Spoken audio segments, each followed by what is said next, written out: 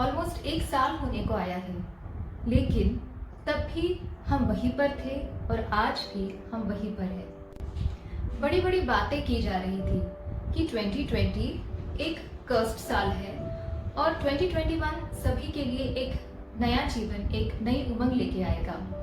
लेकिन अनफॉर्चुनेटली अभी तक ऐसे कुछ नहीं हो पाया।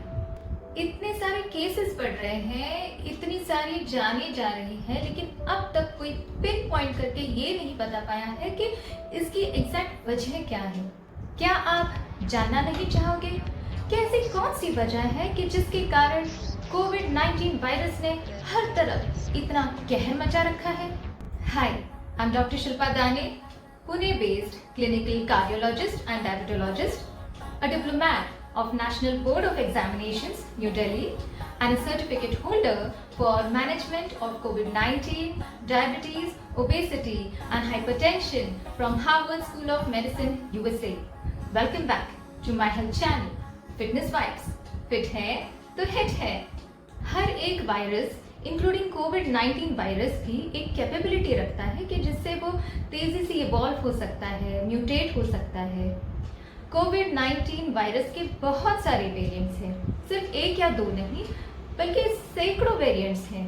हाल ही में हमने खबर सुनी थी यूके वेरिएंट के बारे में। ये एक सुपर स्प्रेडर वायरस है और बहुत तेजी से स्प्रेड हो जाता है।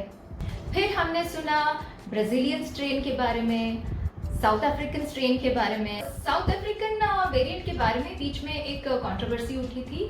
ऐसी न्यूज़ भी आई थी कि उनका मानना ऐसा है कि जो वेरिएंट उनके यहाँ पर है उसके अगेंस्ट हमारा इंडियन कोविशील्ड इतना इफेक्टिव नहीं है, तो इसलिए उन्होंने जो सारा ऑर्डर था वो रिजेक्ट कर दिया और इसके लिए भारत को उनके सारे पैसे रिफंड करने पड़े थे। एक हाल ही में नई चीज़ सुनने को मिली है, वो है double mutation. Double mutation exactly होता क्या है और ये हमारे जीवन को किस तरह से अफेक्ट कर सकता है? क्या हमारी इंडियन वैक्सीन्स इस डबल म्यूटेशन के अगेंस्ट इफेक्टिव है? अब डबल म्यूटेशन एग्जैक्टली होता क्या है, ये जानने से पहले हम जानेंगे कि म्यूटेशन होता क्या है। वायरसेस का और ह्यूमन बीइंग्स का संबंध काफ़ी पुराना है। ये क्या कोई आजकल का रिलेशनशिप नहीं है, बल्कि ह्यूमन बॉडी बहुत सारे वायरसेस और बैक्टीरिया के साथ एक सिम्बायोटिक रिलेशनशिप में रहता आया है और ये बहुत सदियों से चल रहा है। जब भी कोई वायरस किसी ह्यूमन बॉडी में प्रवेश करता है और उस समय उसे कोई एक फेवरेबल एटमॉस्फेयर मिल जाता है, जैसे कि मान लो किसी ह्यूमन बॉडी के अंदर में वायरस गया और उसकी इम्यूनिटी उस समय लड़ते लड़ते लड़ते कहीं एक क्षण के लिए भी कमज़ोर पड़ गई, तो क्या होता है कि ये वायरस जो है वो एक बिल्कुल ही नए वेपन के साथ और इस बार बहुत ही सुपर डुपर पावर के साथ एक नए वेरिएंट में कन्वर्ट कर देता है अपने आप को। इसे हम म्यूटेशन कहते हैं।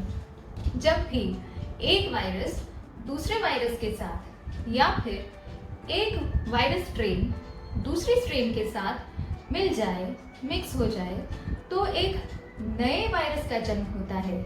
इसे हम कहते हैं डबल म्यूटेशन। और इस तरह से बना हुआ स्ट्रेन बहुत ही खतरनाक होता है और बहुत तेजी से फैल जाता है। एक डबल म्यूटेशन जो आजकल पूरे भारत में दिखाई दे रहा है उसे कहते हैं B1617। ये जो है ये एक नया स्ट्रेन है जो कोविड-19 का बना हुआ है एंड ये California strain that is L452R plus E484Q इन दोनों वेरिएंट्स को मिला के बन गया ऐसा एक स्ट्रेन है।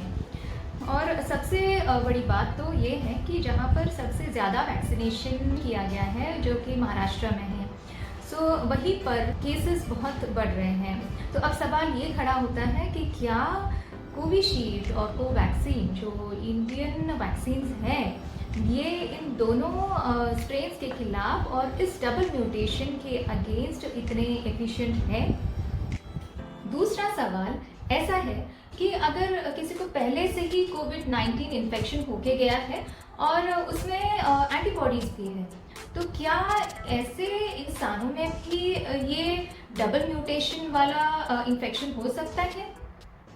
जी हाँ, बिल्कुल हो सकता है, क्योंकि वो एंटीबॉडीज तो उस वेरिएंट के लिए थी और ये जो वायरस है ये तो बिल्कुल ही दूसरा है।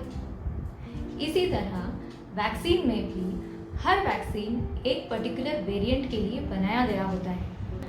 हमने वैक्सीन लिया, लेकिन अगर हमारा वो वैक्सीन उस स्ट्रेन के लिए एफिशिएंट नहीं है, तो हमें अगर दूसरे किसी भी स्ट्रेन का इन्फेक्शन हो जाता है, दूसरा वेरिएंट का इन्फेक्शन हो जाता है, तो फिर इसमें हमारे शरीर की इम्यूनिटी उसको डिटेक्ट नहीं कर पाएगी और फिर वो इन्फेक्शन तेजी से स्प्रेड हो सकता है। तो अब सवाल खड़ा होता है कि सबके लिए हम क्या करें और केसेस को कैसे कम करें। ना वैक्सीन का कोई यूज़ हो रहा है, ना अगर हमें एक बार कोविड-19 का इन्फेक्शन होके गया होगा तब भी यूज़ नहीं हो रहा है, री इन्फेक्शंस हो रहे हैं, तो अब क्या करें? सबसे बड़ा रामबाण इलाज वो है हमारी खुद की इम्यूनिटी। अगर हमारी इम्यूनिटी बहुत अच्छी है तो इन सभी प्रॉब्लम्स का सल्यूशन हमें मिल सकता है। हम इन सभी म्यूटेशंस के साथ में लड़ सकते हैं।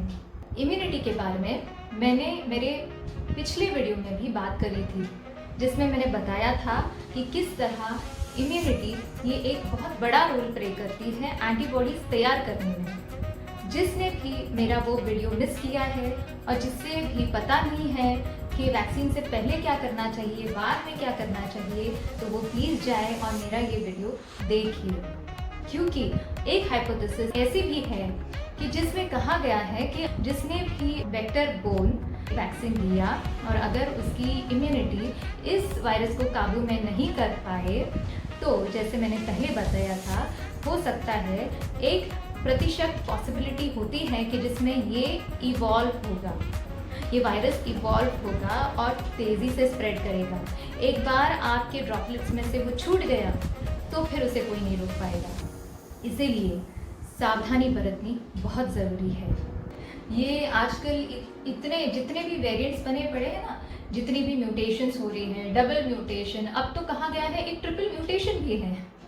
लेकिन बात ये है कि इन सब के जिम्मेदार हम खुद हैं। हम खुद जिन्होंने कभी कोई डिसिप्लिन नहीं पाला है, कभी हमने कोई रूल नहीं निभाया है, हम खुद ही हमारे इस सिचुएशन के जिम्मेदार हैं। हमारी सरकार ने हर रिंगटोन के बाद, हर रिंगटोन में एक मैसेज दिया है कि आपने वैक्सीन लेना है, लेकिन उसके बाद मास्क पहनना, सैनिटाइज़र यूज़ करना अनिवार्य है। लेकिन हम में से किसी ने भी इस बात के ऊपर गौर नहीं किया और अब सिचुएशन आउट ऑफ कंट्रोल हो गई है। एक सुपर पावर के साथ इवॉल्व हुआ एक नया वेरिएंट तैयार हो गया है। हम सब के लिए एक मैंडेटरी रूल ये बनता है कि भले ही वैक्सीन हो ना हो, भले ही हमने वैक्सीन लिया हो या नहीं लिया हो, फिर भी मास्क पहनना, हैंड सैनिटाइज करना, सोशल डिस्टेंस मेंटेन रखना और अपनी इम्यूनिटी को स्ट्रॉन्ग रखना, इसके अलावा हमारे पास और दूसरा कोई चारा नहीं है। अगर आपके पास और दूसरा कोई चारा हो तो प्लीज़ कमेंट बॉक्स में ज़रूर लिख दीजिएगा। उम्मीद करती हूँ आप सबको मेरा ये एपिसोड ज़रूर पसंद आया होगा। अगर पसंद आया है तो लाइक, शेयर, सब्सक्राइब करना मत भूलिए। बेल बटन ज़रूर दबाइए और हमेशा याद रखिए, फिट है तो हिट है।